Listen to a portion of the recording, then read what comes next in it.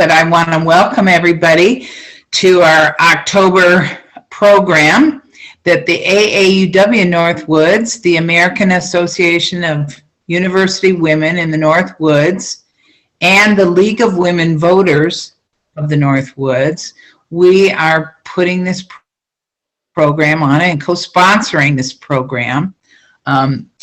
Most of you know these two organizations, but we have been partner organizations for over 100 years, working together to get women the right to vote. The League of Women Voters is committed to empowering voters, defending democracy, and if anybody has not gone to Vote 411, which is the League of Women Voters, it's a website, and you can check on your registration to vote. You can find out if you're registered. You can see the record of which elections you voted in. You can also get information on your super local issues and what's coming up on the next ballot and all kinds of great information. AAUW advocates for women and girls and has been doing so since 1881. Huge issues that we're advocating for right now are fair pay and economic opportunity for women. Both of our organizations are nonpartisan, are committed to being nonpartisan, and also committed to equity, inclusion, and diversity. And as I've said, we've partnered for over 100 years and continue to do so as we go. I'm going to introduce Joan Hauer, who is in turn going to introduce Lisa. Here's Joan. Well, it's my privilege to introduce Lisa. You have a wonderful paragraph that Cheryl prepared in your in the information you received in, which got you to tune in.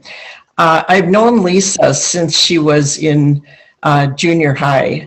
My daughter Anne was a classmate of hers, and if there was something being cooked up, some activity, it was often Lisa that was behind it, as I recall. And in her bio is very, that's listed on our sheet, gives you a good idea of what she's doing currently. She did teach at Stevens Point in the recent past, and I think Lisa, I think you also ran against Tiffany, did you not, at one point?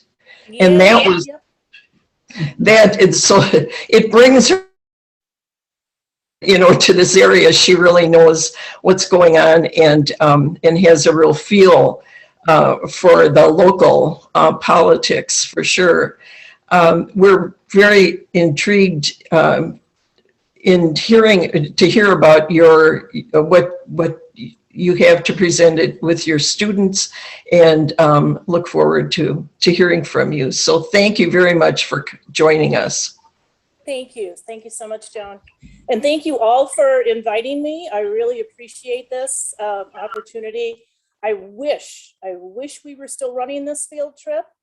But as Joan mentioned, I used to work at UW-Stevens Point. They're in their inane wisdom, that is, not exactly what I want to say, but they decided that geography was not a subject that they wanted to be teaching anymore and giving majors out to, along with 12 other majors like history and sociology and foreign languages. So when they were making those announcements 3-4 years ago, I started looking for another job. And that made me leave the state of Wisconsin for nearly 2.5 years. I had to take, at almost 60, had to take whatever job I could find. And I looked for years.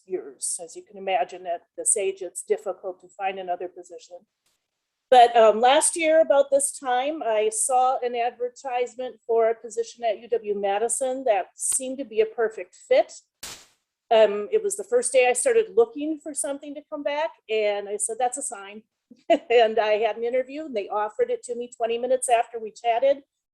And I have been so happy since. I am thrilled. I moved to Tomahawk, and been caring for my elderly father since last Thanksgiving. This weekend, we're going to be. So that helps it not disrupt once we get going, as we do. But I want to welcome everybody to our October program that the AAUW Northwoods, the American Association of University Women in the Northwoods, and the League of Women Voters of the Northwoods, we are putting this program on and co-sponsoring this program. Most of you know these two organizations, but we have been partner organizations for over 100 years, working together to get women the right to vote. The League of Women Voters is committed to empowering voters, defending democracy. And if anybody has not gone to Vote 411, which is the League of Women Voters, it's a website, and you can check on your registration to vote.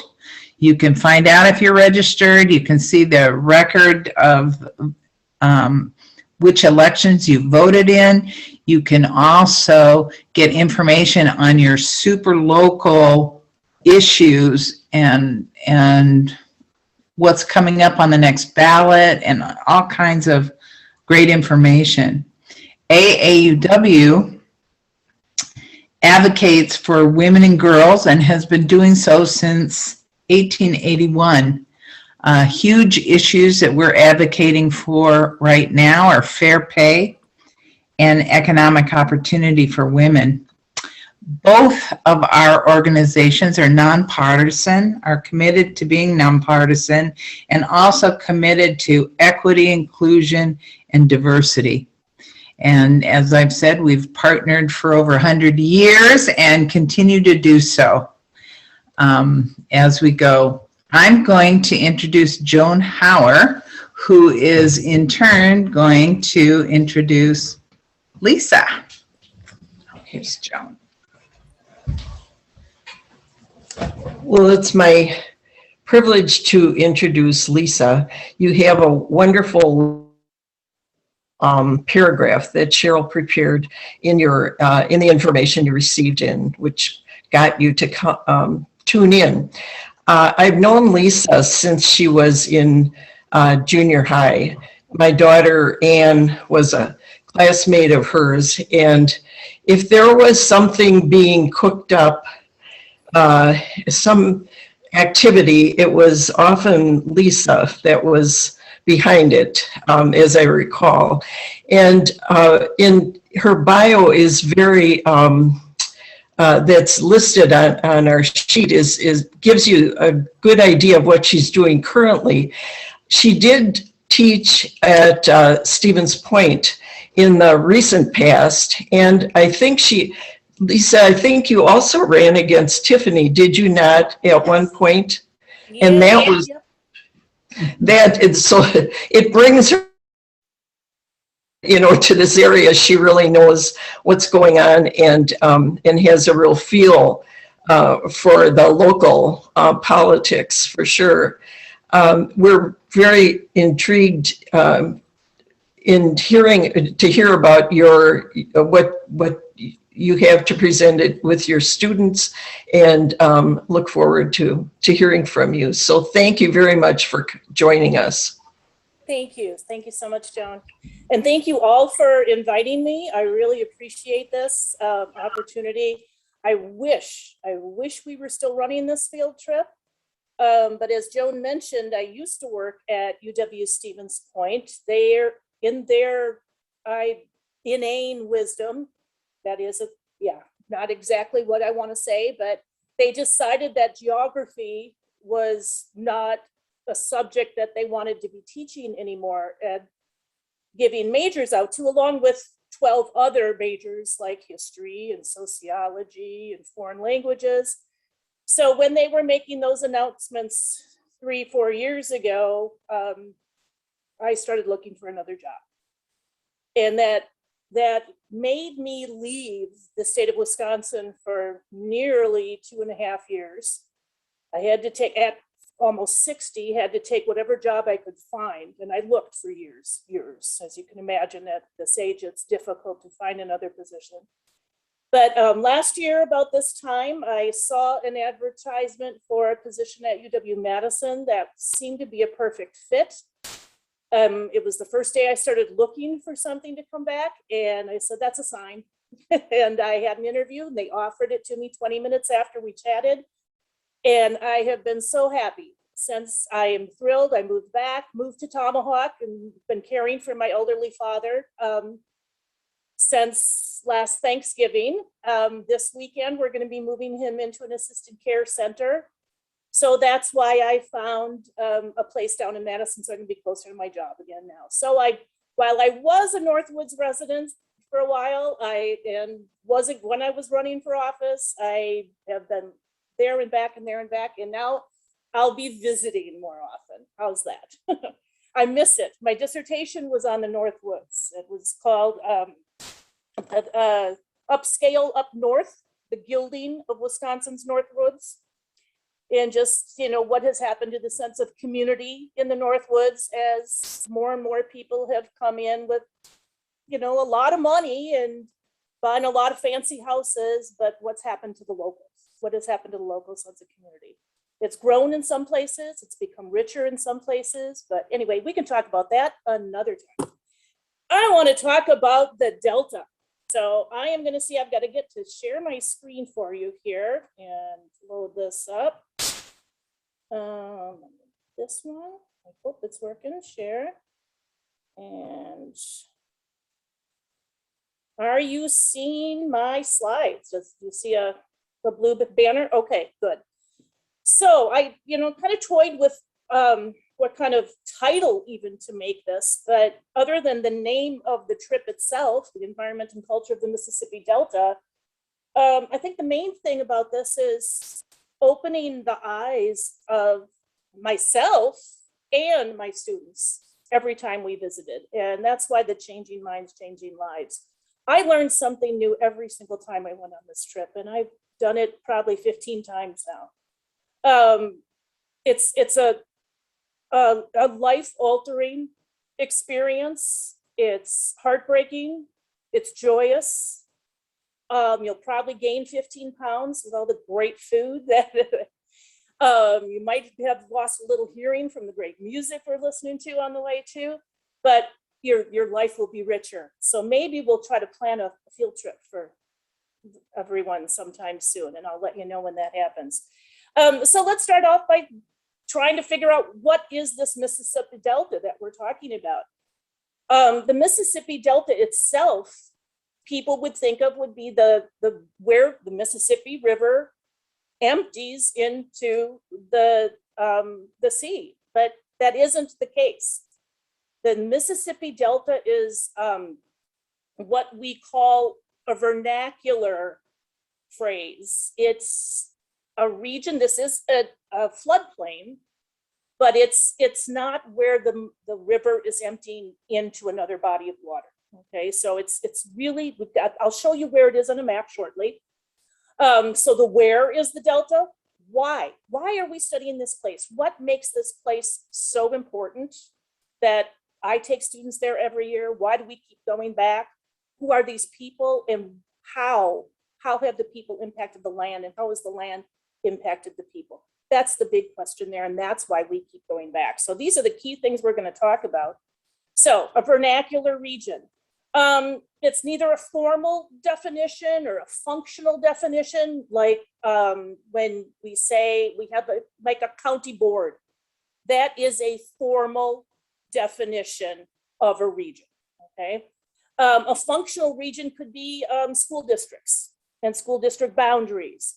You're performing some kind of service around some kind of central node, which would be the school, okay? So you're figuring out how big is this place.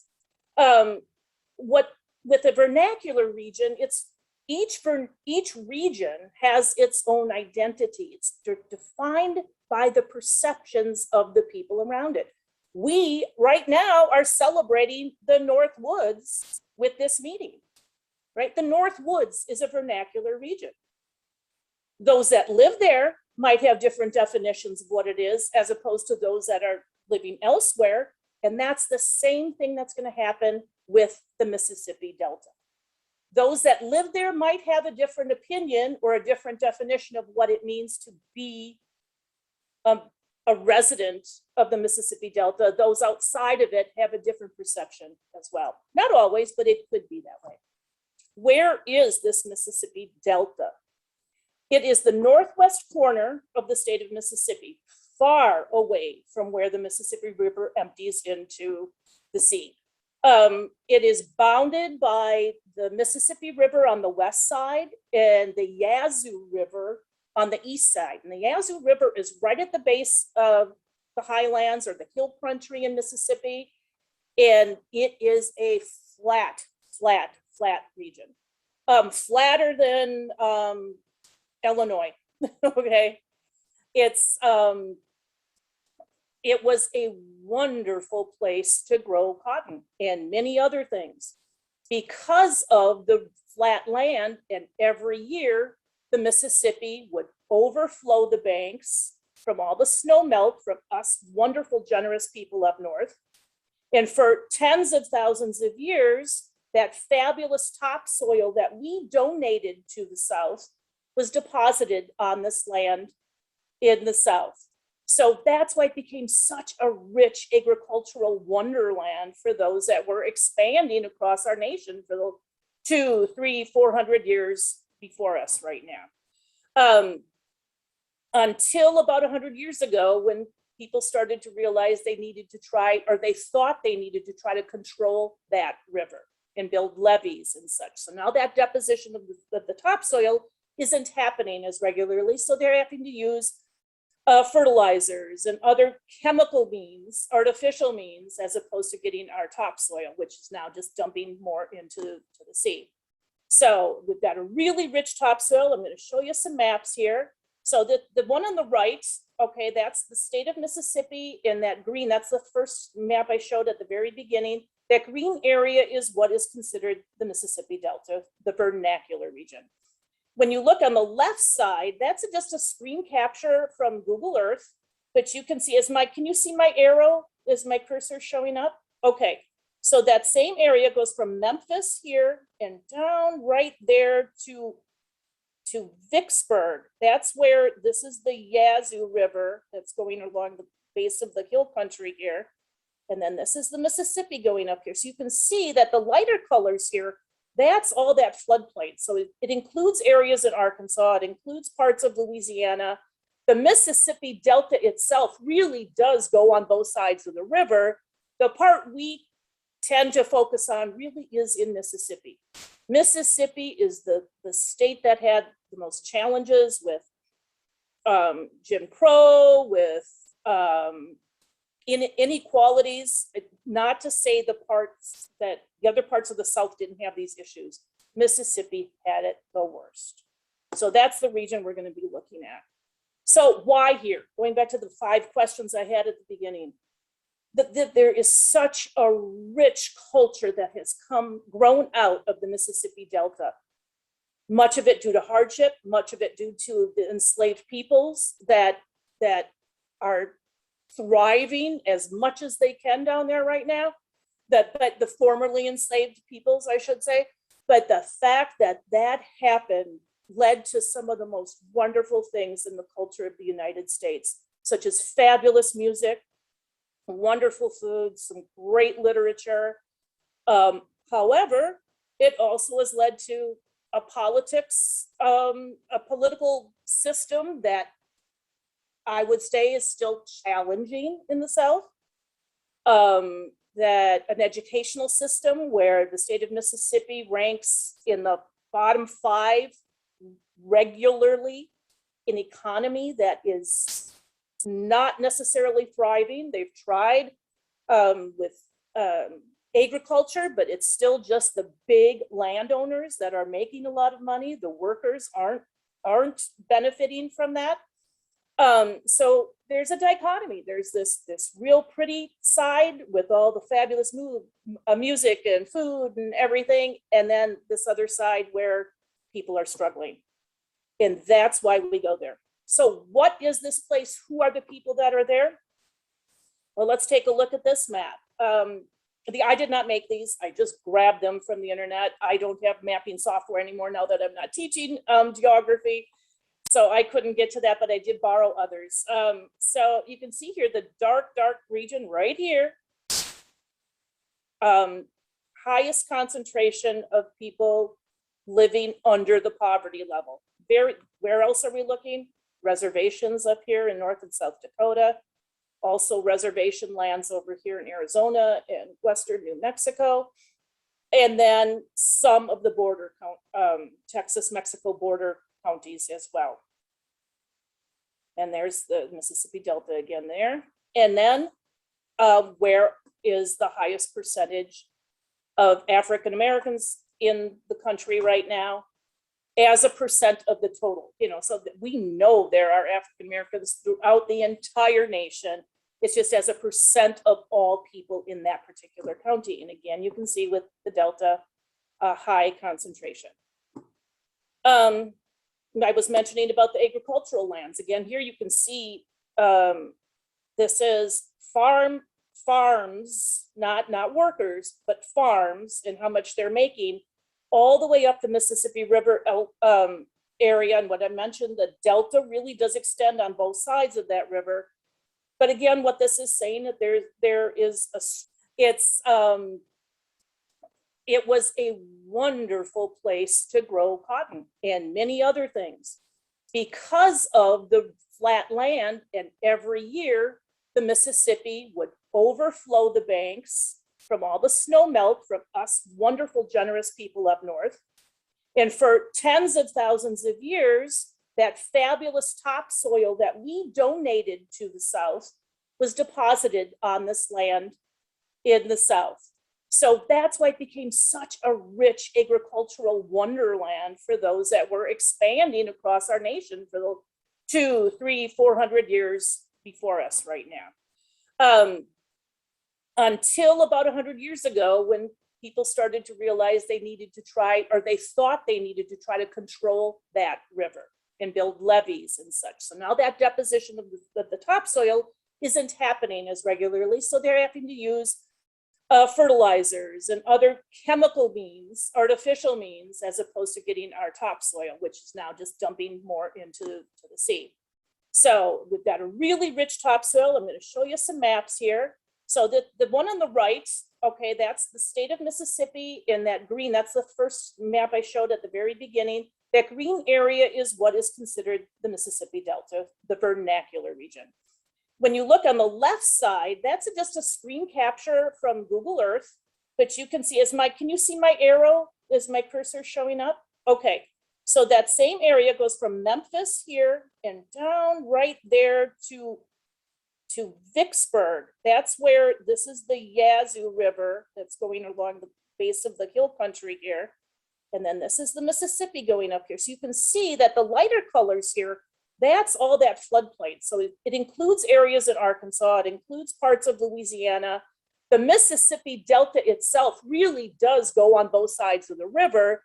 The part we tend to focus on really is in Mississippi. Mississippi is the state that had the most challenges with Jim Crow, with inequalities, not to say the other parts of the South didn't have these issues. Mississippi had it the worst. So that's the region we're going to be looking at. So why here? Going back to the 5 questions I had at the beginning. That there is such a rich culture that has grown out of the Mississippi Delta. Much of it due to hardship, much of it due to the enslaved peoples that are thriving as much as they can down there right now. But the formerly enslaved peoples, I should say. But the fact that happened led to some of the most wonderful things in the culture of the United States, such as fabulous music, wonderful food, some great literature.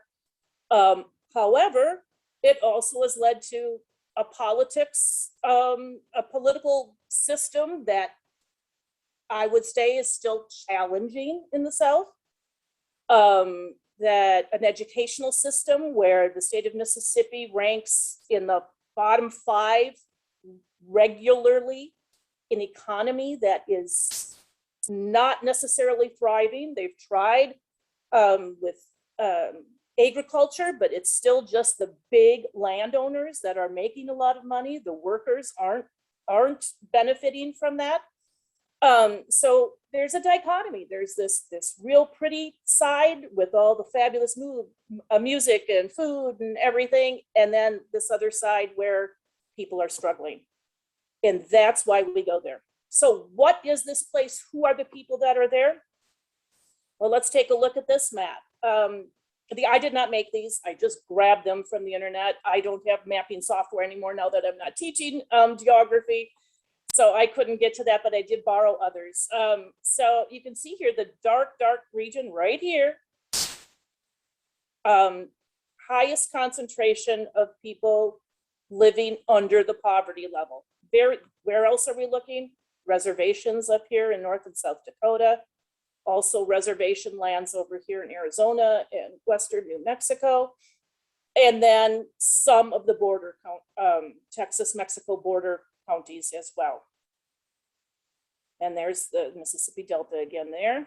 And then where is the highest percentage of African Americans in the country right now as a percent of the total, so that we know there are African Americans throughout the entire nation. It's just as a percent of all people in that particular county. And again, you can see with the Delta, a high concentration. I was mentioning about the agricultural lands. Again, here you can see this is farms, not workers, but farms and how much they're making all the way up the Mississippi River area. And what I mentioned, the Delta really does extend on both sides of that river. But again, what this is saying that there is a strong history of agriculture here, but who was making the money from it? That's the thing we have to think about. Who's benefiting from that agricultural wonderland there? Percent of people with a high school education. So you might have been thinking, well, we have poverty up here in the North Woods too. We have challenges, but it's nothing like what we see in the South, in the regions that suffered so much after slavery went away. People still struggle. Okay. So then we go to, how about food insecurity? We're looking at those that might not have enough food to live an active, healthy lifestyle. Okay. Again, we've got the Delta is just screaming at us here in this map, along with some of the others where we see the excuse me, the correlation between education and income and the access to good quality foods. This is just another food inequity or insecurity map. I kind of like this one better because the two colors, I think it shows it a little bit. I mean, it just shows how comfortable we are, even though we do have regions of high poverty in the North Woods, we still don't have as many people that are struggling for food as you do in the South. I should bring this up now before I forget about it. We visited with a mayor of one of the towns in the Delta. We regularly visit with him now. But the very first time we visited, the students were asking questions and asked about food insecurity. And he says, well, you all have malls you can go to, you have grocery stores, we have Dollar General. And that's where they get their groceries. That's a challenge. That's a real challenge. Obesity rates. It's just entirely Black. I mean, look at that. that the color black along the bottom, you can see that the scale shows 30% or more are diabetic. That's a frightening number. Or that's obesity, and then this one's diabetic, sorry. Very much correlated. And you can see again with the Northwoods, the only one that was close to that high, and it was between 9 and 10% on the diabetes here, is oh, sorry, I'm gonna go back. Menominee County in both of these. So otherwise, yeah, this is a challenge. So people are in poor health, they're low educated, they don't have access to decent food. That's why we go there. We need to understand the challenges, the conflicts, the things that have happened that led to this, and why are the people in the South still suffering? Why is that still continuing to this day? So I just listed some of the places we visited over the years here. We don't do all of these in a 1-week field trip. We try our darndest, and I'm sure Kavana and Javante would tell you that there were days when I was just going, come on, faster, we gotta go, we gotta make this appointment. And they're like, good God, woman, would you just relax? But there's so much to see and so much to learn. And I was kind of mean about being on time, but I did threaten to leave people if they weren't there, and they believed me because they were always on time, especially Kavana and Javante, right? I think it's time to let some of the students chat. I'm gonna have, first of all, start with Taylor Price. Taylor was the student that I wanted to have join us today because she is working with Teach for America right now, but she really couldn't interrupt her school day for this. So I'm gonna let her speak for herself. I hope you can hear it. If anyone asked me what the Mississippi River Delta class and trip did for me or how it changed me, I could directly say that it changed my life. My name is Taylor Price, and I had the opportunity to attend the Mississippi River Delta trip 2 years in the spring of 2015 and the spring of 2017 as a teaching assistant. Gosh, it was an amazing opportunity. It's the feeling of Mississippi that you get to experience, the hospitality, the food, the love, the music. Every time I went the first time and just had a absolutely wonderful, just life-changing experience. And then the second time I got to come back and experience that again. And during spring break of all times, because everybody is trying to go and do other things, and I decided to take on that educational opportunity. What happened for me specifically with the Mississippi River Delta trip is, as a change of things this past, a couple of years ago, well, for the last 2 years, I was working in Milwaukee as a 3rd grade teacher, and I felt like I needed to experience more and take on different opportunities.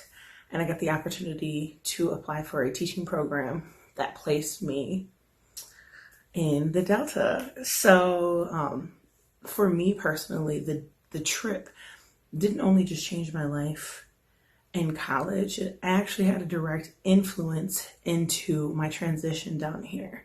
Because when I started my program, I was telling people, I went on this trip and we need to go to Clarksdale. We need to visit we need to go to this place and that place. We need to visit B.B. King's museum. And they were like, how do you know these things? And I was like, I had a professor in college that made sure that her geography students visited different parts of the United States. Even though we are one country, each part in each region has such different historical context that directly influence everything that's happening in those states and in those regions to this day. Now, luckily I had the experience of taking Lisa's class and really diving into the books that she had us read and getting the opportunities to come and visit here for those 2 spring breaks and now living down here. But as we did that, I got to learn about the socioeconomic backgrounds and just the socioeconomic history of the state of Mississippi and how the state actually just has not recovered since Reconstruction way back after the Civil War. The state kind of has struggled through a lot of things, which directly influences the education system. So I work at a Title I school, meaning the majority of the students in my school, I think it's 80% or more, are considered low-income students or are in poverty. You never know what a student is experiencing. Now I'm luckily working with second graders at the school that I currently work at. And it's been an amazing opportunity. I love those kids so much. They are hilarious, balls of joy, and you wouldn't even know anything is happening in their life unless they directly tell you. But it has been an absolutely wonderful opportunity working with these students this year, and I cannot wait to see where this year takes me further into understanding Mississippi, taking on opportunities to teach and tell other people about the Delta and opportunities that they can actually have down here in Mississippi. I'd say that my students have all the heart. They have all the excitement. They still have so much joy. And I love that every single day.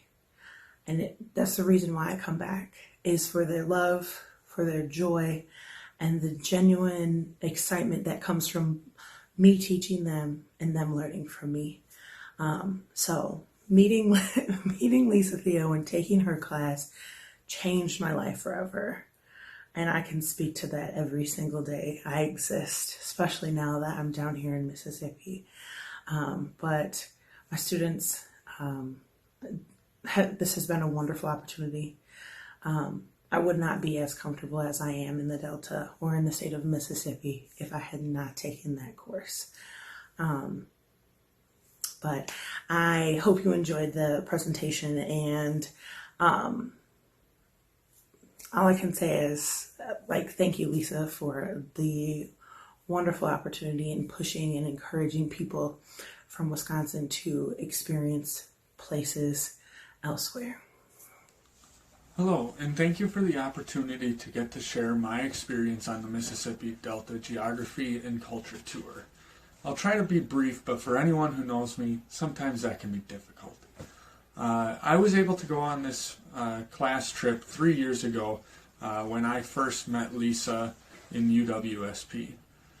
Nowadays, you might be able to find me in downtown Milwaukee because I teach at Mesmer Catholic High School, where I do Title I reading service. I do Title I reading services for 9th graders.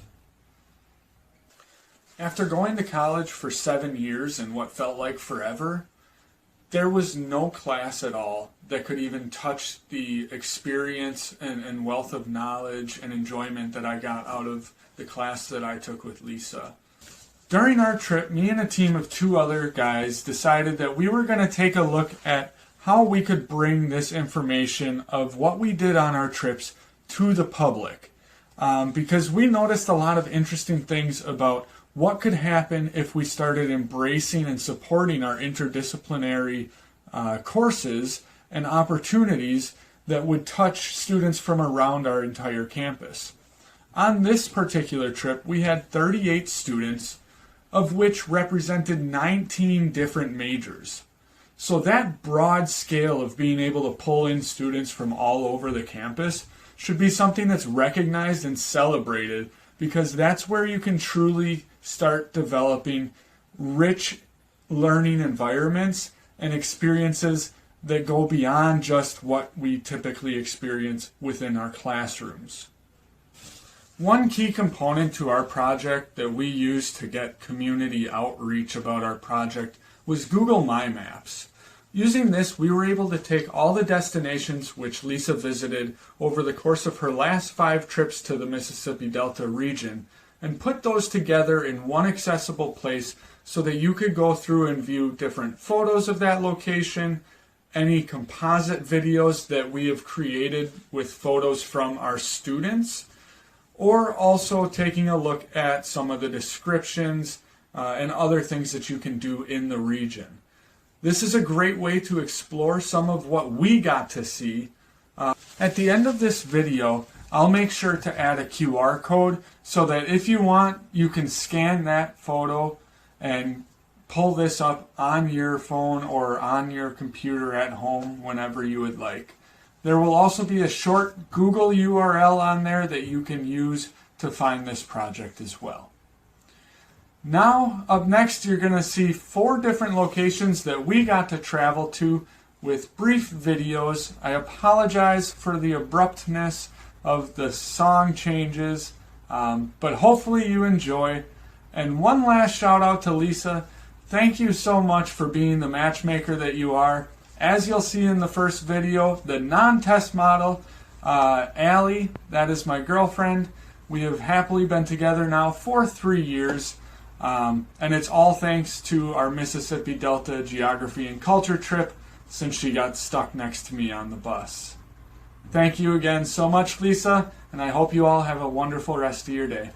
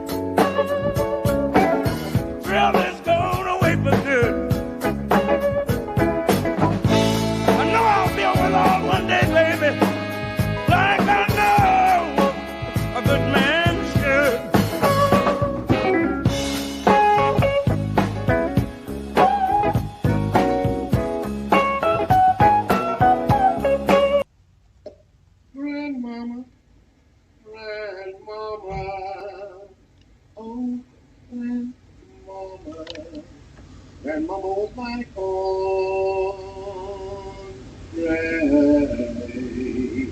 Good that way.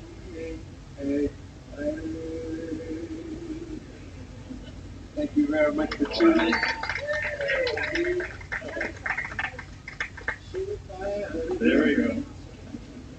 Somebody's really crazy about you. Just can't help themselves. I know they love you and no one else. Whoa, whoa, whoa, whoa. sugar honey baby. Somebody's so crazy about your babies. Just can't get themselves. Loving y'all and nothing else. Whoa, whoa, whoa, whoa. Sugar pie, honey bunches. Oh, thank you all.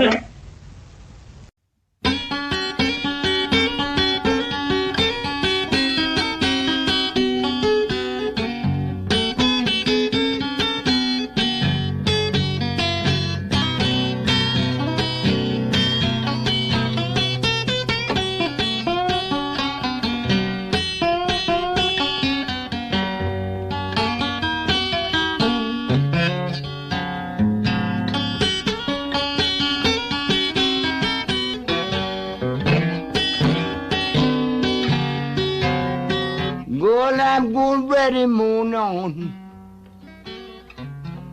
Cross is a yellow dog.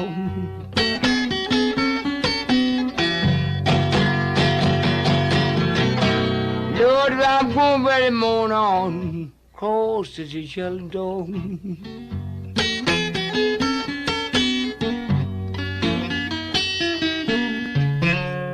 Lord, it treats me like a possum. I would be right in the Lord.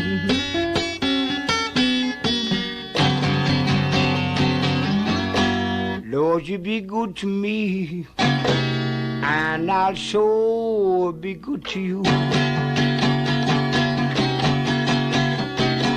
Lord, be good to me, and I'll sure be good to you.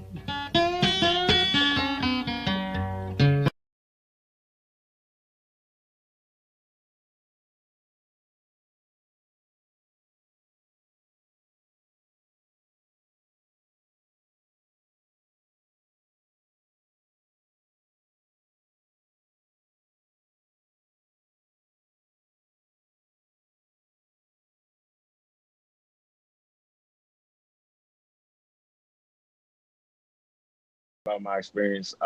So my name is Javante Sear. So I'm originally from Hyattsville, Maryland, Prince George's County, Maryland. I ended up going to Stevens Point.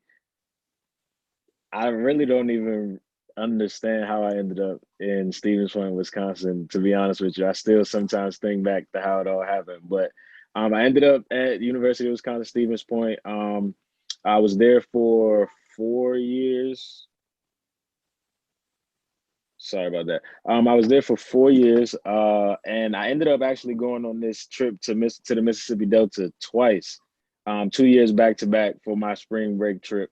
So I feel like that says a lot in itself, just because I could have, went to Florida, somewhere on the beach or something, especially coming from Wisconsin all year.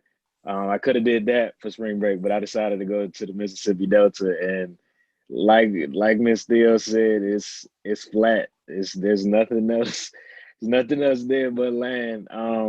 But it was a really good experience. I think it was a really good experience for a lot of reasons. For me, it really hit home because I actually have family from Greenville, Mississippi, which is in the Mississippi Delta. My dad was born there, and my grandmother and all her siblings also were born and raised there. So that was kind of cool. That was my first time actually going down there, and actually seeing the area. So I got to kind of see where my dad was born, where my grandma was raised. So it hit home in that sense. But then it also changed like my mentality a lot. Just because I was on a trip with, I don't remember, maybe like 20 other people that I might have known too.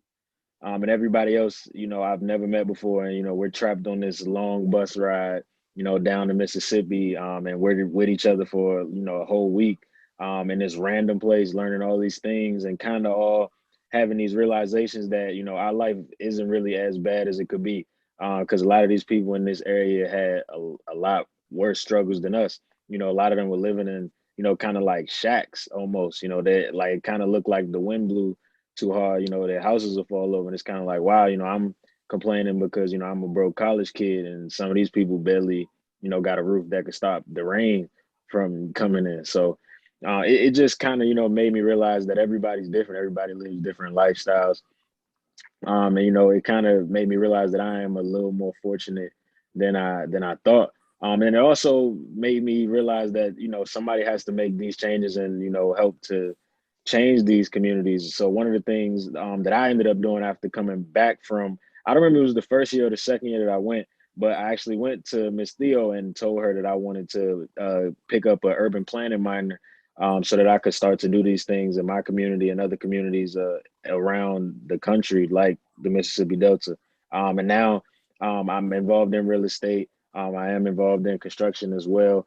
That's kind of my family business, but I really didn't have a passion for it. I'm, more of an athlete. I do still play football too, but I was more so just focused on that. But that trip kind of did open my eyes to, kind of make me realize that there's a little more to the world than just football. Eventually it's going to end. So what you going to do after that?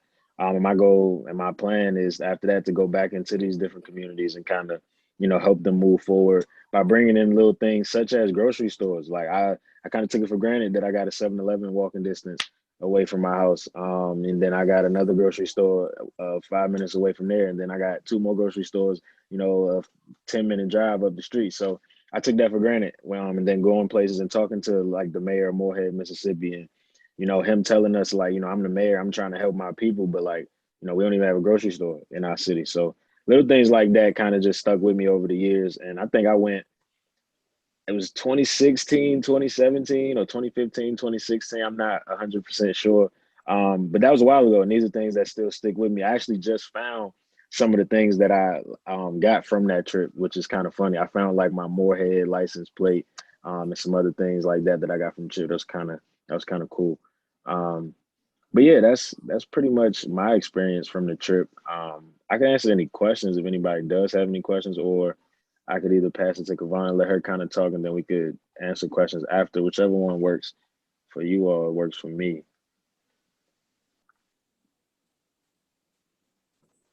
Kavana, why don't you go ahead and just chat for a little while first? I think that might be better. Yeah. In Prince George's County, Maryland. I ended up going to Stevens Point. I really don't even understand how I ended up in Stevens Point, Wisconsin, to be honest with you. I still sometimes think back to how it all happened. But I ended up at University of Wisconsin, Stevens Point. I was there for 4 years. Sorry about that. I was there for 4 years, and I ended up actually going on this trip to the Mississippi Delta twice, 2 years back to back for my spring break trip. So I feel like that says a lot in itself, just because I could have, went to Florida, somewhere on the beach or something, especially coming from Wisconsin all year. I could have did that for spring break, but I decided to go to the Mississippi Delta, and like Miss Theo said, it's flat. There's nothing else. There's nothing else there but land. But it was a really good experience. I think it was a really good experience for a lot of reasons. For me, it really hit home because I actually have family from Greenville, Mississippi, which is in the Mississippi Delta. My dad was born there, and my grandmother and all her siblings also were born and raised there. So that was kind of cool. That was my first time actually going down there and actually seeing the area. So I got to kind of see where my dad was born, where my grandma was raised. So it hit home in that sense. But then it also changed like my mentality a lot. Just because I was on a trip with, I don't remember, maybe like 20 other people that I might have known too.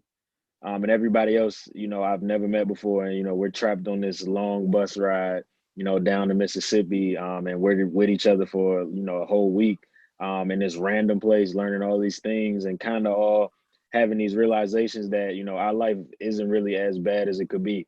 Because a lot of these people in this area had a lot worse struggles than us.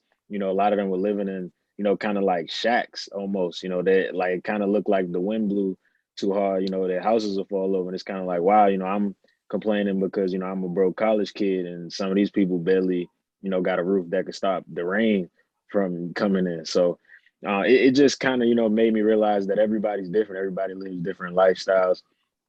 And, it kind of made me realize that I am a little more fortunate than I thought. And it also made me realize that, you know, somebody has to make these changes and, you know, help to change these communities. So one of the things that I ended up doing after coming back from, I don't remember if it was the first year or the second year that I went, but I actually went to Miss Theo and told her that I wanted to pick up an urban planning minor, so that I could start to do these things in my community and other communities around the country, like the Mississippi Delta.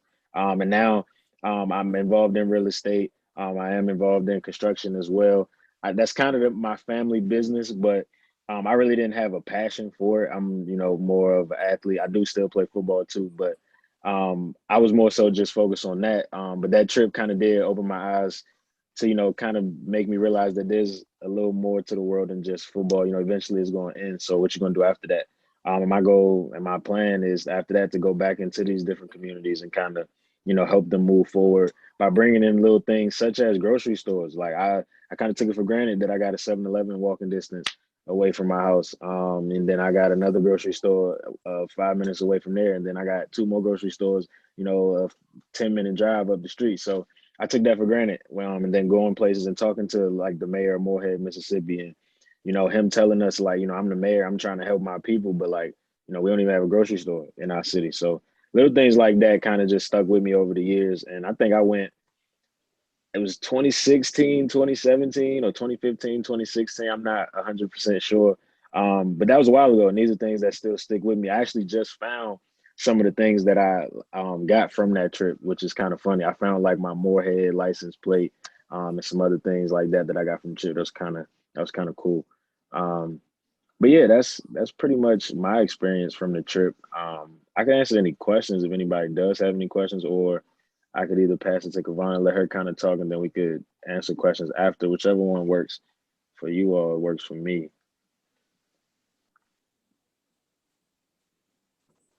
Kavana, why don't you go ahead and just chat for a little while first? I think that might be better. Yeah. Okay, cool. That works for me. Yeah. Yeah, so my name is Kavana. I also went to UW Stevens Point. Just like Javante, I went on a trip 2 times back to back. So like he said, that speaks volume. The first time I went on a trip, I think I was just too excited. Like I had never been down south for real. I had family from there, but I personally had never been down there. So to be able to go to Mississippi, Tennessee, New Orleans, like all of that, I was just excited to be able to go down there. So when I was down there, like at first, like I said, the first trip, I feel like I went down there and I was just kind of like paying attention more to like what I was seeing and how I was feeling, right? Just kind of on the surface stuff. The first time you go somewhere, like, oh, okay, look at this. Oh, this looks so different from Wisconsin and whatnot. But for me, it was the second time I went where I feel like I really, like it really hit home for me. Because I feel like the second time I went, I was actually paying attention to like what was being said by the people that we were interacting with. And not just more so like the glamour, everything. Like the first time it was like, oh, the museum is fun. I'm hearing blues music. Like everything was kind of great the first time I went. And then the second time I went, I felt like I was not sad, but like just really feeling everything. Like I was really just like, whoa. Like we went to a couple plantations, and one of the plantations, the second one we went to, I didn't even want to go into it because when we got there, I don't know, like it just felt crazy to me that people, because at the second plantation, they basically use it as like a recreation thing. Like you can get married in there, people have baby showers in there just because they kind of need the money so they kind of exploit this once place that was like a terrible thing, but they still make revenue off of it and whatnot just because they kind of have to. And I just feel like some of the places we went to, like we went to a place called Forks in the Road, and it had like the actual chains where slaves were sold and stuff. Like that stuff really like hit for me super hard the second time. Like I was just like, wow, these people are like really struggling, and they have history just like all throughout the whole entire land. So I feel like that was amazing to really like go there and see all of those things. I know for a fact I would have never probably seen the Mississippi Delta at all if I didn't go on this trip. That's something that would have never crossed my mind had I never met Lisa. I wouldn't have knew nothing about this or nothing like that other than, yeah, the Mississippi Delta and it's a river type situation. But so going on a trip, it really opened my mind as far as like the history of things. I remember we seen in one of the plantation tours too, they showed us like the slave quarters or whatever in the back. And they had like a list of last names and stuff. And I always knew, like, you know, most African Americans, like, last name kind of was given to them by, like, you know, they slave master or whatever. But like stuff like that, it just didn't click for me until I was actually in the space where I'm like, whoa, this is really real. Like you learn about slavery, you learn about history and whatnot in history class, but it's different when you actually go somewhere and it's actual landmarks that's like, no, this happened right here. This happened right here. This happened, and this is why this was built type of thing. So I think that stuff is super important. When we met that mayor, his story in general just was like crazy. Like being in that community and trying to like have a business and you kind of just going up and down, like one minute you thrive and then the next minute the community's terrible. So your business is kind of falling under as well, but you're still trying to run the business because it is so historical and people need to know about what's going on there. So I don't know, I just feel like it was a lot of history. It was very powerful for me. Javante, he took like the, you know, like the physical approach with it. Like, what can I do to like physically change stuff like this? And kind of got, like you said, got into real estate, urban planning. For me, I'm kind of an empath. So I took the more like emotional stake to it. And they kind of just pushed me more into like community outreach, but on a therapy level type thing. Cause I feel like a lot of those people that were talking and stuff, I feel like they had a lot to say, but I also feel like maybe they didn't necessarily always have the audience that wanted to listen to them and actually understand like what is actually going here. So that just made me wonder about like everybody else that's probably going through similar situations like this, and how do they deal with stuff like that? And do they have, like, is it easier to find resources? Is there ways to, you know, help this type of community and stuff like that? So that's kind of the approach that I got from it. And I'm like, oh, and I was a sociology major. So this was just like, oh my God, communities really affect people. It affected mental health. It affected, you know, all this stuff. So for me, it was just like I said, that first time I went, I was just really on the surface. I was excited to be there. I had a lot of fun and stuff like that. But that second time I went, I was also a year older. So, you know, I was graduating that year. So things was different. My mindset was different. I feel like it had a more powerful impact on me just because I was opening my mind to what I was actually receiving. So yeah, but Kavana, I'm so glad you brought that up, because if you hadn't mentioned about the plantations, I was going to tell that story. And I have a different, I don't want to say a different take on it, but like many of the faces we see on our screen right now, I'm a well-intentioned white lady, and I'm taking a group of students to the Delta that is mixed, but for the most part, the majority white, right? And I'm doing the best I can, and I know that students all know that. But when you came to me that day after we had gone to the first plantation, and then we were at the second one, and you and Javante were chatting outside, and I said, I can't go in, and I started crying. We all started crying, and I couldn't feel that. I couldn't feel that, and I felt so bad for not being able to see it through your eyes. I'm so glad you were there for me to help me with that.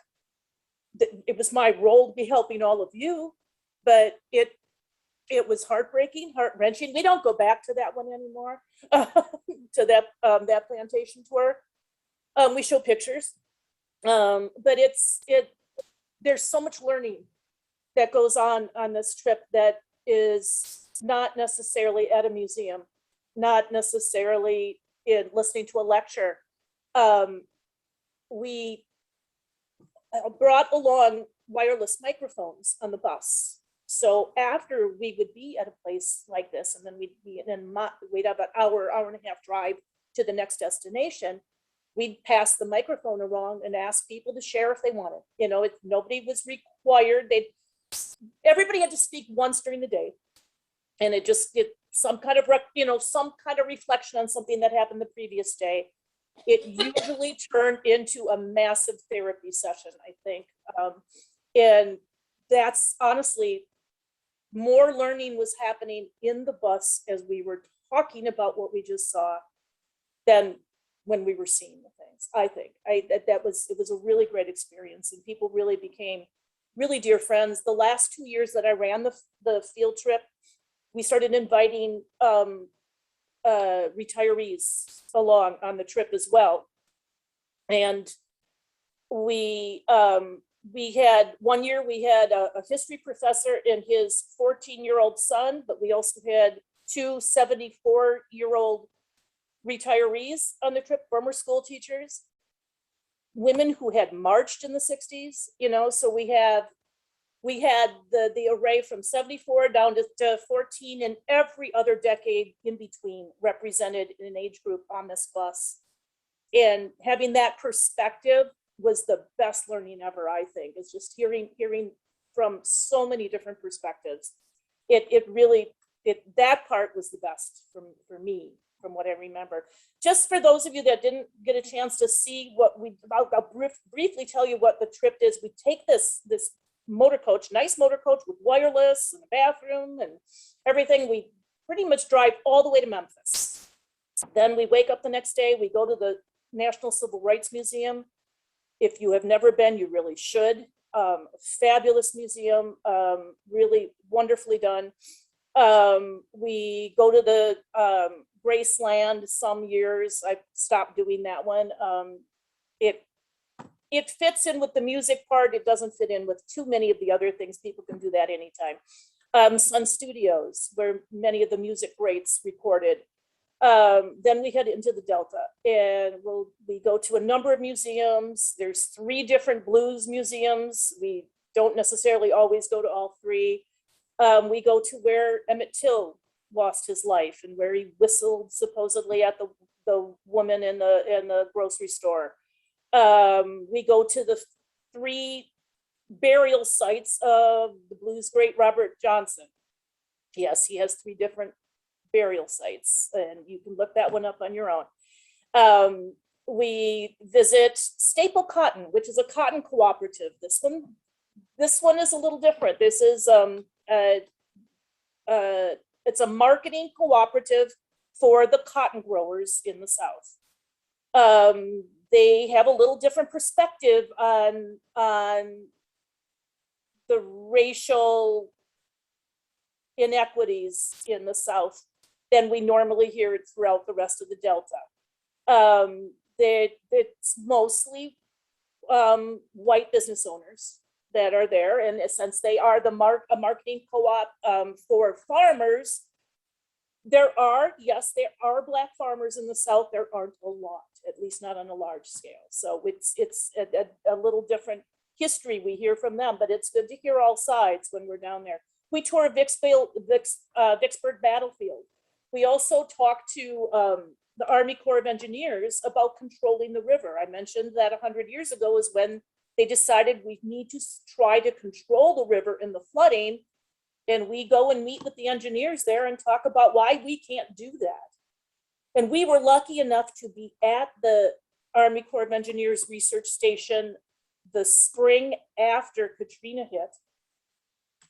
And they had a 6-acre building where they had built a scale model of the 17th Street canals and were testing how to repair them. They were mandated by Congress to fix this by the next hurricane season, which is an impossible task. And they told us that we have a mandate. We're supposed to do this by June, which was just 2 months away. And they said, and we cannot fix it. It cannot be fixed. New Orleans should not be there. It's lower than sea level. That's the problem, you know? And to hear that kind of honesty from engineers was really impactful for the students as well. So we do things from visit with biologists talking about the boll weevil and things like that in the South, but we also go to juke joints and listen to the blues and eat great food and listen to good music. It's a mixture of everything that's important to the people in the South. I'm going to stop there and we'll let people ask any questions they might have.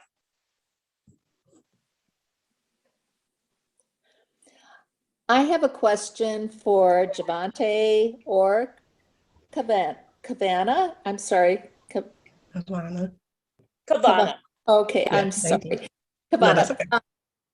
okay. I am so moved by what you both have had to say.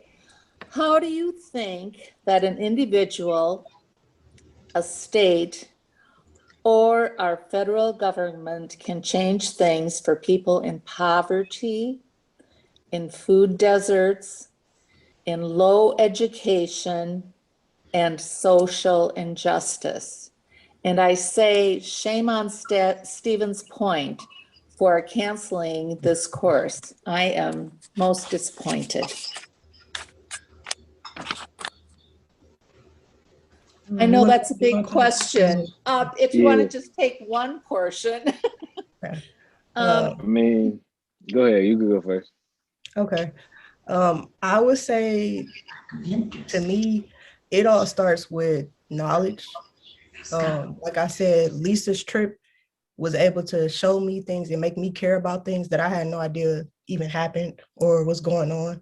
If I didn't know about that knowledge, I wouldn't probably today, I probably wouldn't even know about half of the things or have certain perspectives about things. So I think the first thing is to get information in front of people. That's kind of the most important thing, in my opinion. I'm from Milwaukee, Wisconsin, but so that's one of the, I think it's the most segregated city in the United States. And me personally, I think when a city is segregated like that, it's really easy to pick and choose where you want to put resources at. And that stuff has a very strong impact on the outcome of a community. And, you know, those things affect the other factors that you were talking about, you know, like the education system, social economic status, like all of those things are impacted by knowledge and resources, what is available to the people of those areas. So me personally, I think one way that anybody, the state, federal, whoever has the kind of like the power to put resources in front of people and put knowledge in front of people, I think that's where it starts. Like, we need to know, one, like, that we're not alone. I feel like a lot of people think like, oh, only my neighborhood is struggling like this. So being able to see like, no, other neighborhoods are struggling like this, other states are struggling like this, like, and it's comforting the fact that, okay, I'm Black and I get to see a whole nother state and environment and a community that's also Black and they're struggling too. And their struggle might be a little bit different, but had resources and knowledge been more accessible to them, maybe they could have, you know, survived better, or, you know, just have like better ways to go about things. And I just think it's easier to adapt and adjust when you know what exactly the problem is. And in areas like Milwaukee and Moorhead and stuff like that, it's so many problems, you don't even know where to focus. So I feel like having like that knowledge to in front of you to know like, okay, in this area, it seems like the biggest problem is, you know, food shortage, or maybe why is there so many liquor stores and not enough whole food grocery stores? Or why are the grocery stores that are in these areas, why do they only have certain foods? You know, things like that. So I feel like it starts with knowledge, basically. Like, we have to have access to information to assess information and then be able to come up with solutions. So that's kind of like my spiel on that. And I'll give it to Thank you. No, you pretty much killed it. I mean, that's pretty much what I was gonna say. I mean, that's pretty much what it takes. because just like I said, before I went down there and saw these things, I didn't even know. So I can't expect somebody else or somebody in a position of power or somebody in a position to allocate funding. Like, I wouldn't expect them to know what's going on. You know, it's one of those things like out of sight, out of mind. If I don't see it, I can't really know that it's there. So I agree, you know, just having conversations like this and actually going into these places and seeing what it's like and comparing it to what your life is or was like. Because I know a lot of people, like, even on the knowledge side of, you know, actual education, when we went down to Mississippi and we talked to some of the school board, like, I know we talked to like I think he was an administrator at one of the schools, and he was telling us like,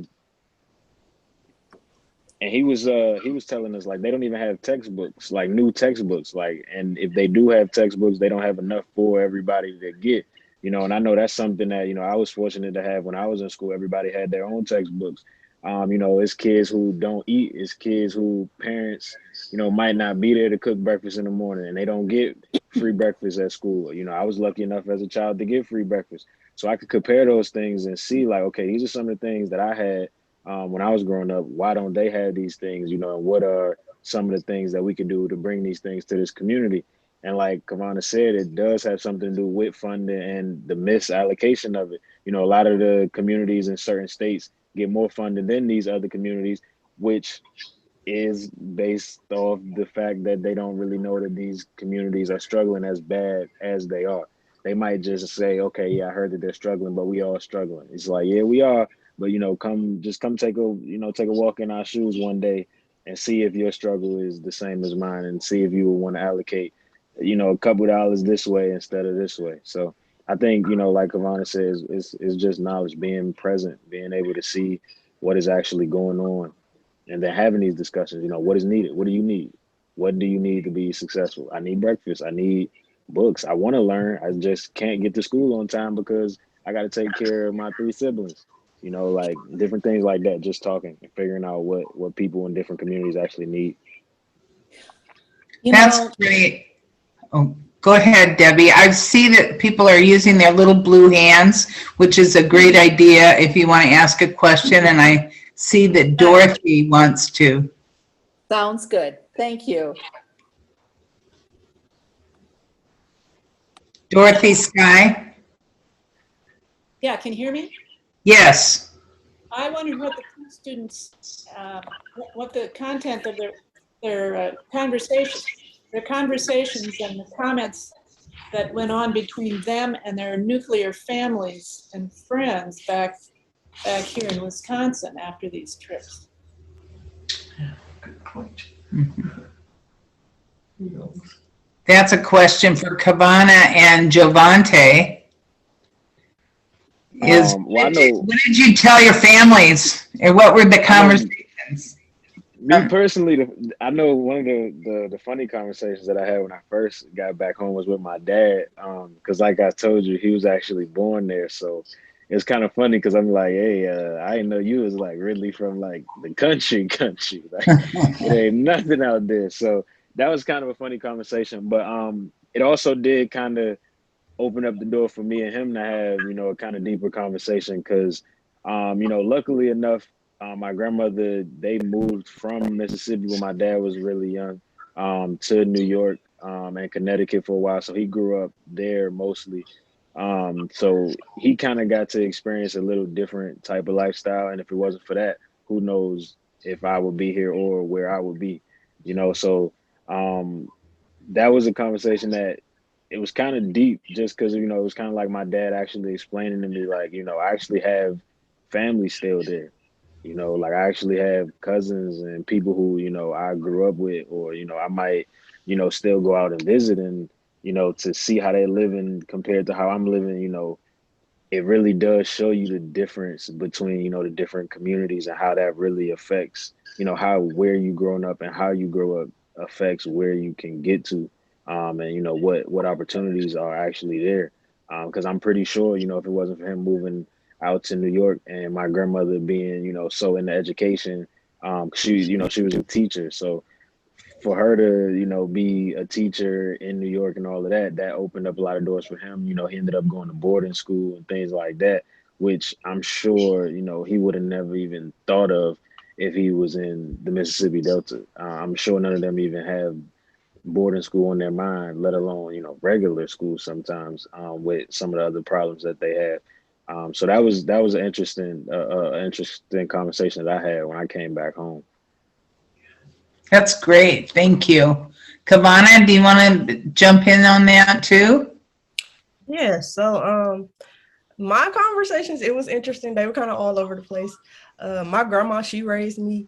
And so when I went back home, I went to talk to her. And she's from Arkansas and has family down there and stuff like that. So when I went back to tell her like all the stuff I learned or whatever, she was just like, literally the first thing she said was, "A white woman took y'all on this trip?"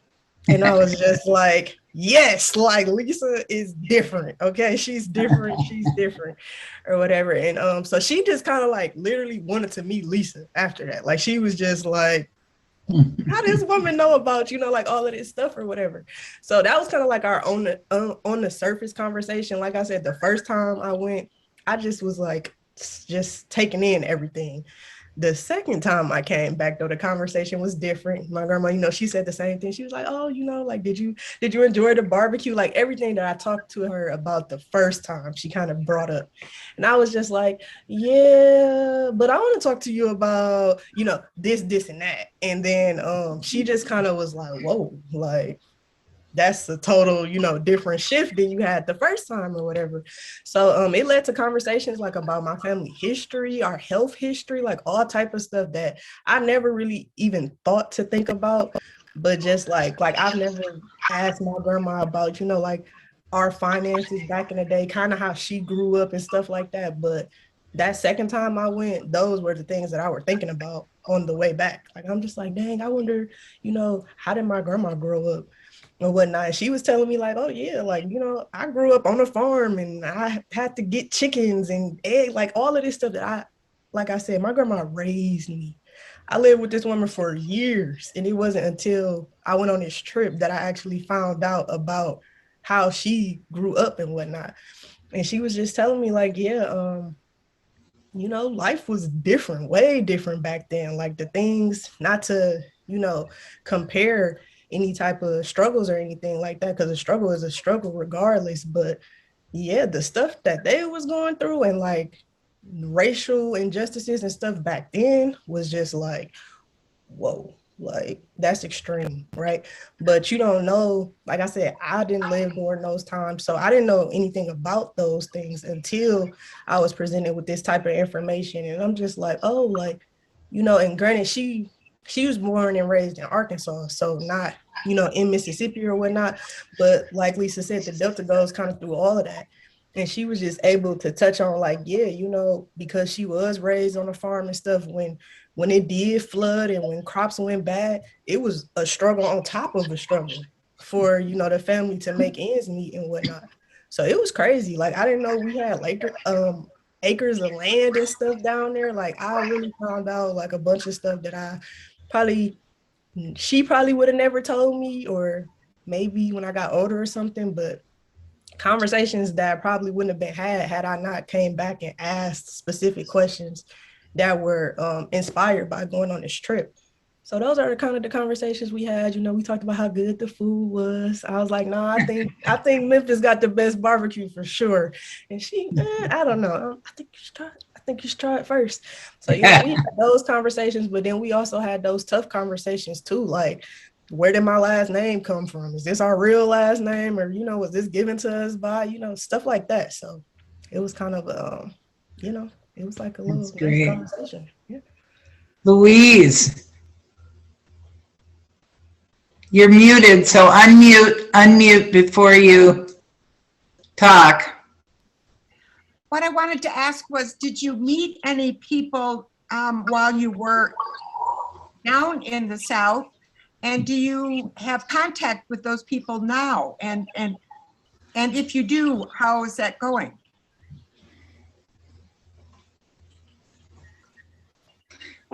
So we met a lot of people. There are a few people that I still wish that I did have contact information for. And like I said, I just recently found a lot of the stuff from that trip. So I actually needed to reach out to Lisa to ask if she still has some of the contact information. But I don't I don't still have contact with anybody that I met in Mississippi on the trip. I still do stay in contact with some of the people that I've met on the trip that went to UWSP with us, that went down on the trip with us that I didn't know before the trip. I still do keep in contact with a few of them through social media. But as far as people that I actually met in Mississippi, I don't have any contact with them anymore. Nobody that I can remember. Kind of similar.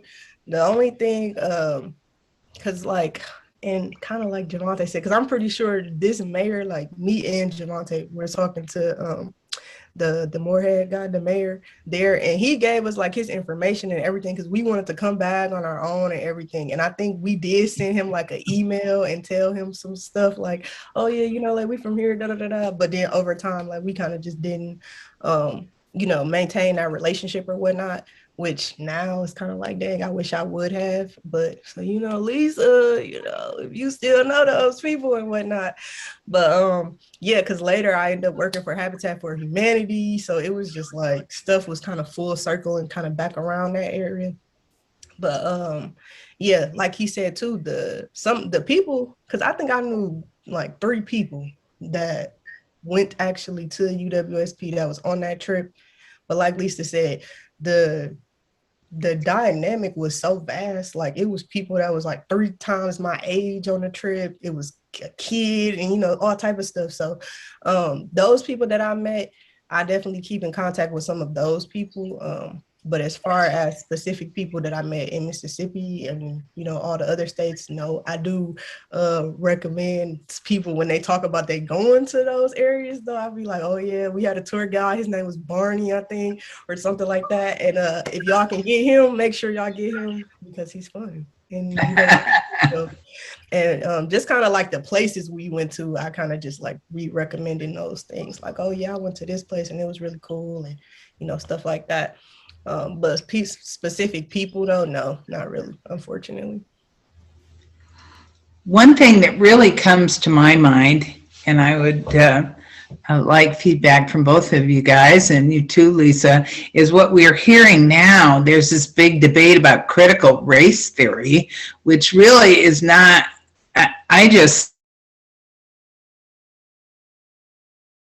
and that we don't have enough of the real deal history in our schools and in our education, and certainly in my education. And if you guys, you know, have what you think about that, and what you think about that too, Lisa.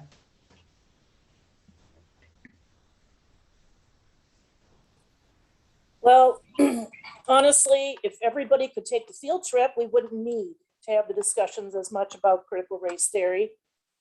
But that's not going to be happening anytime soon.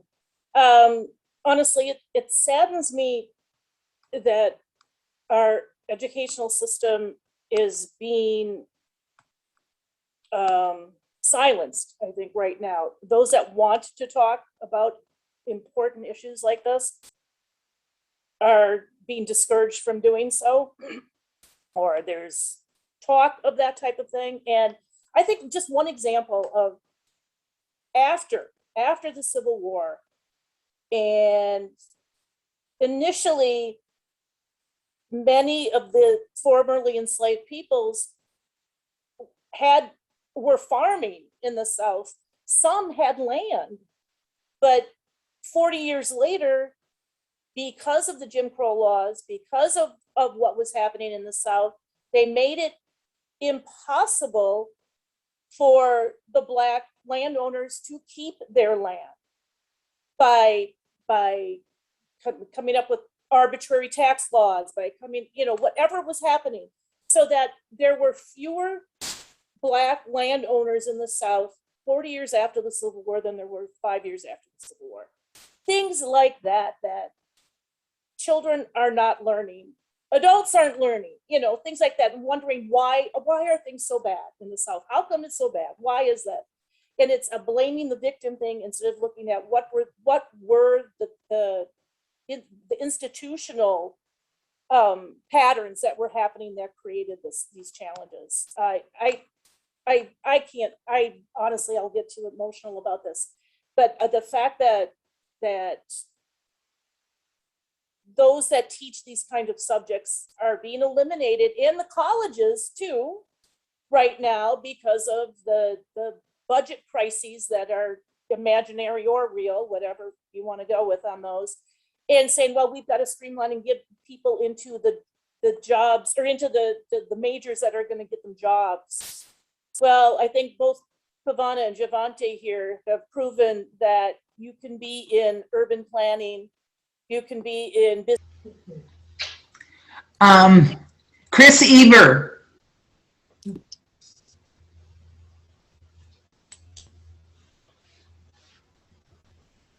Hi, I was very moved by everything that you had to say. I taught mathematics education and mathematics at the University of Delaware, and I used a book that's written by Robert Moses, and it was from Civil Rights from Mississippi to the Algebra Project.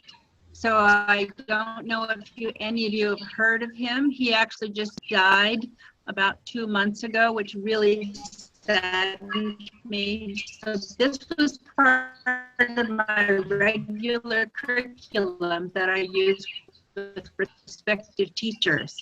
And it was certainly all about the civil rights movement with respect to rights in Mississippi. And it,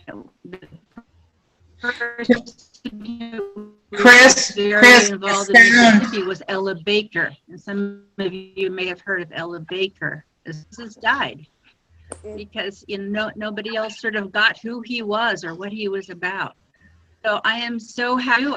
Sorry, what?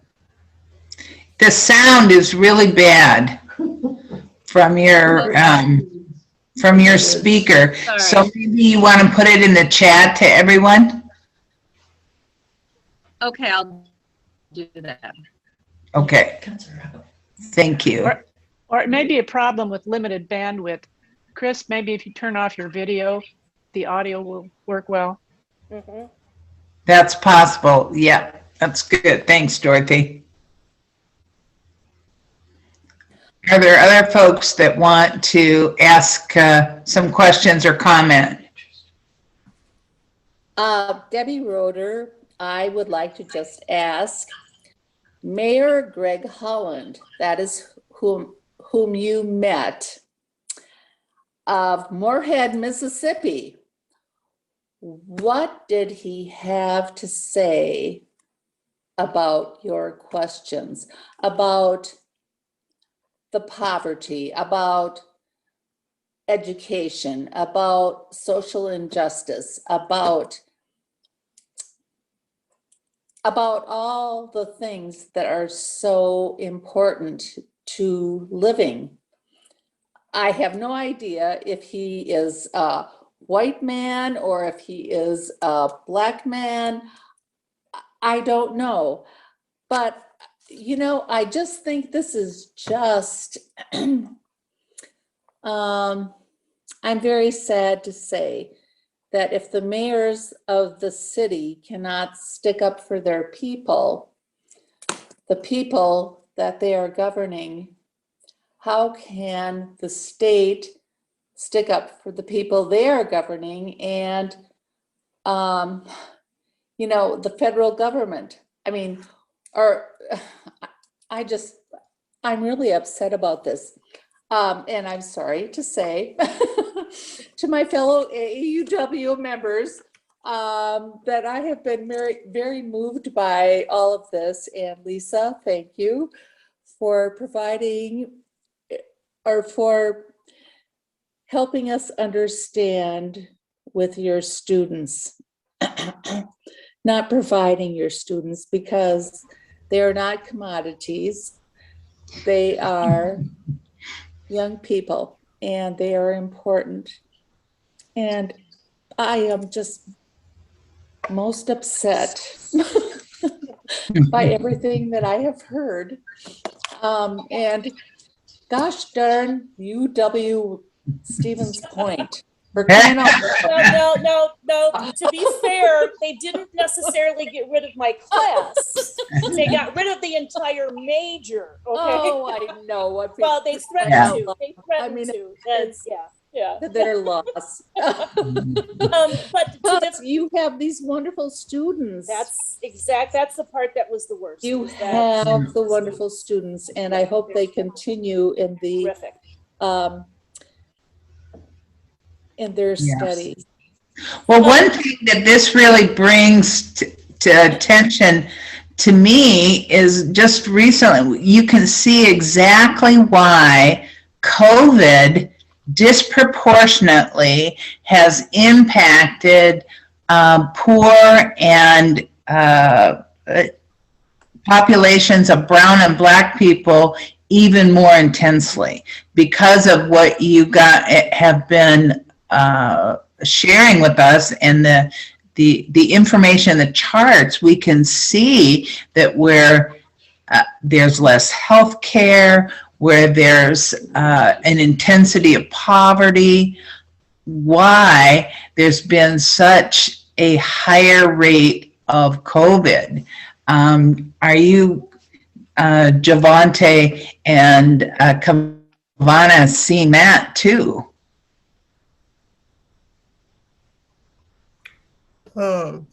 Yeah, absolutely. COVID is tricky. Like COVID honestly has just been a tricky situation. Like I said, I'm from Milwaukee, so we've at times, like Milwaukee was one of like not the most affected city, but like has super high rates for people that were not only getting COVID but dying from COVID.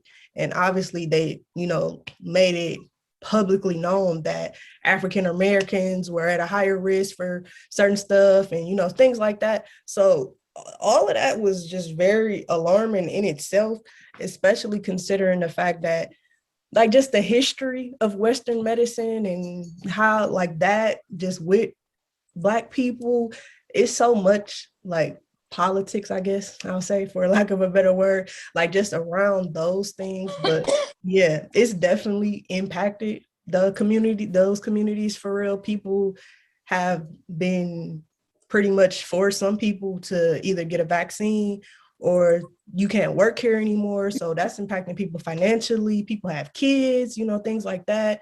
So of course, COVID is impacting everybody, but like I think Pam was just saying this. Yeah, like certain areas are definitely impacted more aggressively, I'll say, and things like that. I know Chris was talking about certain books. There's this book called Ghetto. I think I read it in my urban populations class. And but yeah, it's called The Ghetto, and it basically explains how the ghetto was like a science experiment originally. Like they placed people, Jewish people actually, people in an area and gave them limited resources to just see how long they would survive, essentially, right?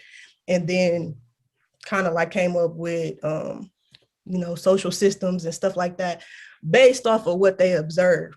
And I think that right there just says a lot within itself. That book is amazing. I'm 26 now. I read that book when I was 20, I think. And so for it to still be something impactful that I recommend other people to read, it's great. I'll type it in the chat too if anybody wants to check it out. But yeah, I definitely think COVID has impacted communities severely, especially communities that have, less resources and stuff. You don't really have healthcare. Healthcare is another tricky situation with a lot of people. Certain things are covered. The vaccine is free, I think, for the most part that I've seen pretty much everywhere. It is free. They're even giving people like, I think I seen something like you can get $100 if you get a vaccine or something like that. Yeah, so it's like, it's accessible, but it's just, like I said, COVID has been tricky. To me, I'm a science person as well. So just to have a vaccine out so quickly after something, a pandemic has even happened like that, that stuff is questionable. There's been overturned with certain vaccines, the Johnson and Johnson vaccine, like, stuff like that. It's tricky. It's just really a tricky thing. And some people, obviously, I'm sure we've all heard about some of the symptoms that people are having from the vaccine. Some people haven't had any symptoms. It's just a lot going on around that. So it's kind of like a loaded thing, which is crazy because just 3 years ago, we'd have been like, COVID, what's COVID? And now this probably will go in history. So crazy. We are very interested in any book recommendations. We have the AW, we have a very active book club, and we recently read Isabel Wilkerson's book, Cast, which I think at least had a major influence on me and was an incredible eye-opener as to taking a deeper look at the United States and our history. I do have a reading list that I've prepared that I was going to share with all of you. So I can send that along. The things that the students were expected to look at, some of it's articles, some peer-reviewed journal articles, and others are books. Some are fiction. I have a friend of a friend who wrote a fiction novel about the flood of 1926. So it's an extensive and diverse list. I think there's something for everybody. So I'll send that along. I'll also make sure you had mentioned that the League of Women Voters folks were going to do some editing on this afterwards. Maybe I'll get the links that weren't working for everybody, to hear it here, and if they can find a way to embed it into it, they might be able to put those in there so you can hear from the other two students. Great, that would be wonderful. Yeah, particularly, Quentin had some wonderful things to say, but he created a wonderful mapping project for his assignment for this class that it'll be nice to share too, and I'll have the link for that in there as well. But then the Taylor, the woman who's working for Teach for America right now, we were down in Mississippi at Club Ebony, which is the juke joint where B.B. King got his start. And there were our group at the time was the only white people in the building. And then 4 college-age white kids came in, and I just knew they were from Teach for America. So I walked over and chatted with them and said, "You're Teach for America." And they looked at me like I was some voodoo goddess or something. And it was just obvious. But anyway, so I chatted with them, and it was a Friday night, and I asked if they would be around the next day. I could buy them lunch if they would come and talk to the class about their experiences with Teach for America. And they did. They joined us. We had an appointment at the museum the next morning, and they joined us afterwards. But they told, this is Indianola, Mississippi, right in the middle of the Delta. Each of them were in a different school. Each of them had horrible stories to tell about, like the first day, one of them had no furniture in her classroom, none. And she went to the principal and said, "What am I supposed to do with this?" It was a 2nd grade class. And she said, "Well, you'll have to go see if any of the other teachers have extras." Another one, there were no textbooks. Another place, there was no soap in the bathroom. I mean, this is common everyday things that are happening in schools in the Delta, and it's because of the de facto segregation of schools down there, because the white kids go to private school. They'll go to parochial schools, or their parents have just enough money to pay for it. And this is what's kept segregation alive even after it supposedly was eliminated by the Supreme Court. This is still going on, that the schools are segregated. Don't let anybody tell you it isn't. So it's wonderful and heartbreaking every time we visit, because there's always something joyous. There is always something joyous in these trips. Yeah. We have exactly 10 minutes left, so I want to see if Jovante or Kavana has anything that they'd like to say to this group, or if anybody else in our group has a question to ask, now's the time, and then we'll let you wrap it up, Lisa. I just want to say thank you all for coming. Thank you all for listening. You know, thanks for all your questions. Like we said, you know, it's kind of the first step, you know, just knowing that, you know, there is something going on, and listening, asking questions, you know, getting intrigued, being intrigued. I'm sure if you look at some of the book selections that Miss Lisa has, I'm sure, and also the book that Kavana talked about, I'm sure you won't be disappointed, and I'm sure you'll learn something from it. I haven't read the book that Kavana talked about, so I'm gonna probably check that one out too. But yeah, that's pretty much all I got to say. Thank you all for listening. I will tell you, I thank you, and I am most impressed by your go get it kind of feeling. I am amazed at what you have young people have done. Thank you. Thank you. Thank you. Awesome. Same thing. I did want to say, because you guys asked, did we keep in contact with anybody? I totally forgot until you brought up Club Ebony. I think the first year I went on a trip, or maybe the second, I don't know, but I was the president of the Black Student Union at UWSP, and we actually brought her back, like the older lady, I forgot her name. Mary Shepard. Yeah, Mary Shepard. We brought her, and she was the guest speaker for our soul food dinner. So that was a connect that I would have never made had I not went on a trip. And yeah, she was able to come and kind of come to Wisconsin, first of all, come to Stevens Point, Wisconsin at that, and kind of tell us about, you know, how blues music and the jukebox and like all of these things were like safe havens for people. Like people were able to go there and kind of, whether they were struggling or not, this is how, like, music kind of has always been like a thing. I feel like with Black people in general, like we could be depressed, but you know, music make everybody feel good. But I feel like for like the African American community and Black, I don't know, all of that, right?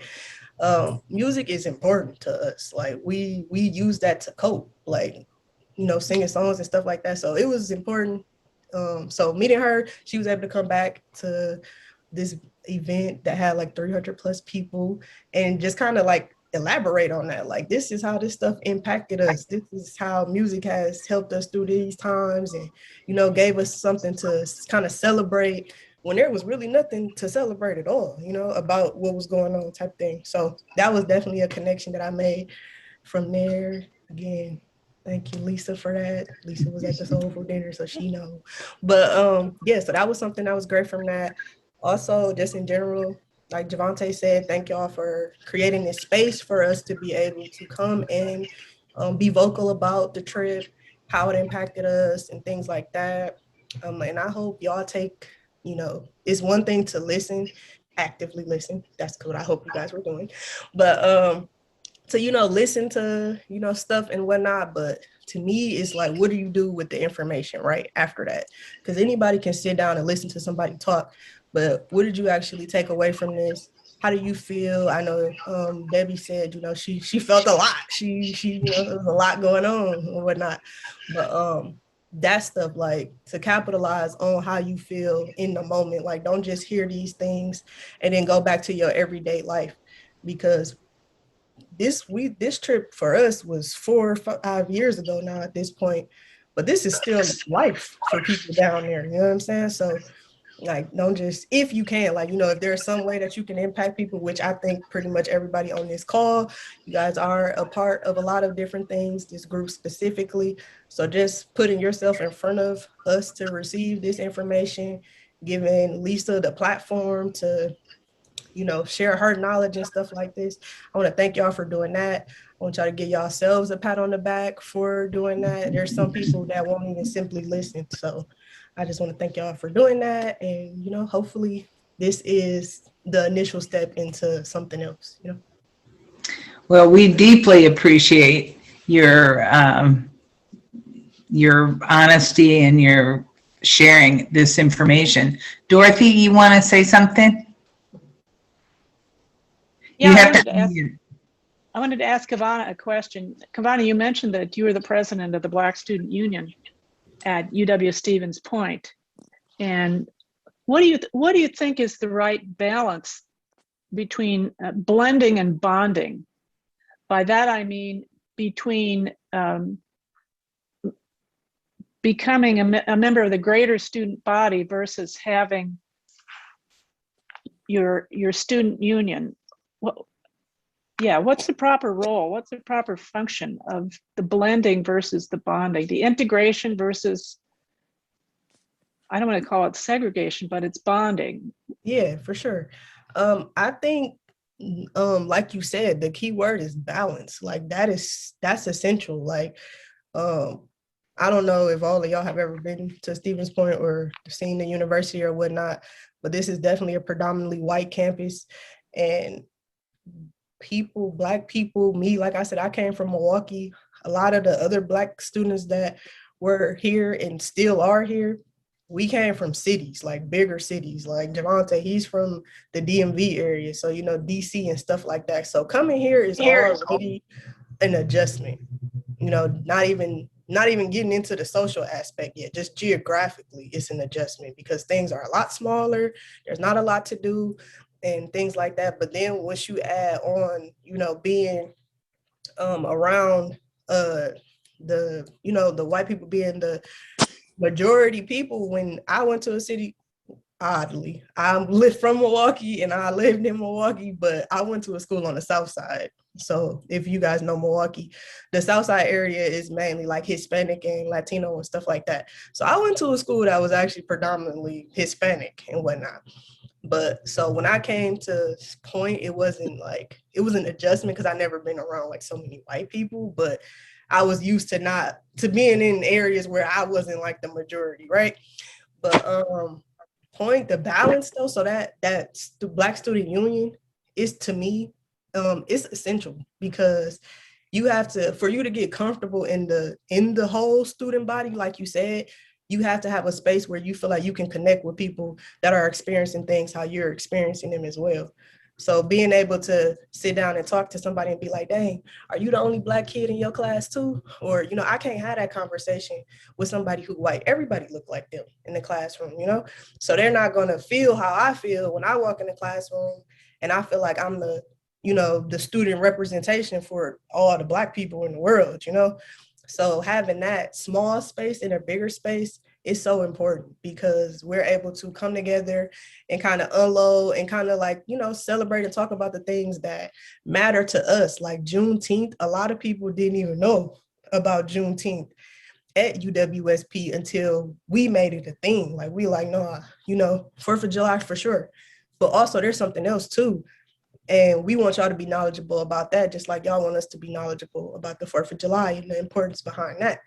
So having those little spaces inside of those bigger spaces give us the confidence to kind of, you know, express ourselves and feel like we have the support. So it's kind of like a support system, like smaller, and then that helps us feel more confident with going bigger with our, you know, situation and whatnot. So having, like for me, it was about not even just Black Student Union solely. Of course, that was my first priority. But once I feel like I had, you know, that organization kind of like together, like, okay, cool, we feel good in our foundation and what we're trying to do here, I immediately started reaching out to other multicultural organizations. So like the Latino Student Alliance and HAZIAC is like a Hmong society and stuff. So we could start kind of bonding with them too, because that builds the confidence even more. And now we can learn about, you know, what y'all be dealing with on this campus as well. So kind of just like really like Point, you know, likes to advertise that they're all about diversity, and they are, in an extent they are. But like they're all about diversity as far as getting us here, right? But it's about us when we get here, how we kind of like bond together to really kind of make that confidence and support system stronger when we are here and when we're going through, you know, times and stuff. And, you know, when it's a little more heat on certain, you know, races, depending on what's going on in the world, that's when those little groups really, really, really matter. Thank you for sharing that insight with such clarity. I feel like I know more than I did. I know we are way going over time, but holy cats. I have been so moved by your presentation. Javante, I just can't believe it. I cannot believe it. And I still want to know about Mayor Greg Holland. Was he just playing a game? Okay, let me defend him right now. I put it in the chat, and you might not have seen that. He was born and raised in Moorhead, Mississippi. He went away to college and got a job in Missouri teaching. You know what? It doesn't matter. He became a school administrator, and in his retirement, he came back to Moorhead just a few years before we went there. He just got elected mayor with it, and he and his wife went back, and they're trying to make it a better place right now. You're muted now, Debbie. We can't hear you. Yeah. Hey, Debbie, maybe offline you can talk to Lisa. Why don't you offline talk to Lisa more specifically about that, okay? Whoa. Yes, just to quick piggyback off of Lisa. Yeah, Mayor Holland, he was amazing. Like, he was amazing. He was very raw in his truths. He let us know, like, yeah, this is what I'm trying to do to help the community, but he's only one person at the end of the day. And we all know local legislation and state and federal is totally completely different things. There's only certain things that somebody can do. Like, he can't go and just start building 1 million grocery stores in the community if they don't have the financial resources to kind of do that. But yeah, he was very raw and just letting us know, like, this is how this store right here, helps the community, but it's more to this. These buildings, there were buildings that were here that are no longer here because such and such and such, and some of those things are beyond his control, But yeah, he's amazing. He was very raw, and what he had to say, he didn't sugarcoat nothing for real. He said what he's been doing, what he can do better, so he's very transparent, and I appreciate stuff like that. I appreciate people like that. That's great. Thanks, Kavana. We could go on. Debbie, you're muted, but we really do need to wrap this up. And maybe there's opportunities to talk more offline. But Lisa, this was a fabulous, and Javante and Kavana, you guys are brilliant. We would love to keep up with your careers, and your exciting future, and all the neat things that you guys will be doing. And think of us as a resource and friends up in the North Woods of Wisconsin. We're, in our own way, working towards having the North Woods be a more diverse and welcoming place. That is one of our core missions and our core goals up here. Lisa, do you want to say anything before we end our program? I think, honestly, just to reiterate what Kavana and Javante have already said, that yes, we've listened to some really passionate, wonderful students. These are two of my favorite people on the planet.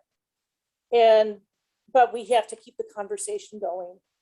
And don't be afraid to talk to people. I'll tell you, this trip wouldn't have become so wonderful if I was afraid to talk to people. I was a quick story. When I was making hotel reservations one of the first years for this, I was chatting with a person at the Hampton Inn in Greenwood, Mississippi, and she was asking what we're doing down there. So I was explaining to her a little bit about the class, and we're It's all about the culture of the Delta. We're listening to music, we're getting the food, we're doing this. And I said, we're getting catfish and Natchez, we're having barbecue in Memphis, we're having tamales over in Greenville. And she said, what are you doing for soul food? And I said, I really don't have any connections for soul food. And she said, let me call BB and see what I can do. And 20 minutes later, she had called BB King, who had just bought Club Ebony from Mary Shepard, who Kavana was just talking to. He wanted Mary to have a decent retirement. So he bought the juke joint, Club Ebony, from her that year. And he arranged for our class to have a soul food dinner and a live blues band when we came down to visit. And that's just because I am not afraid to talk to people. And I'm just saying, you never know what's going to come out of it. You never know. I have people that I met on this trip that I keep in contact with, even though I'm not running the trip anymore. I still call regularly, check in. Robert Terrell, who manages the Club Ebony and the BB King Museum, is one of them.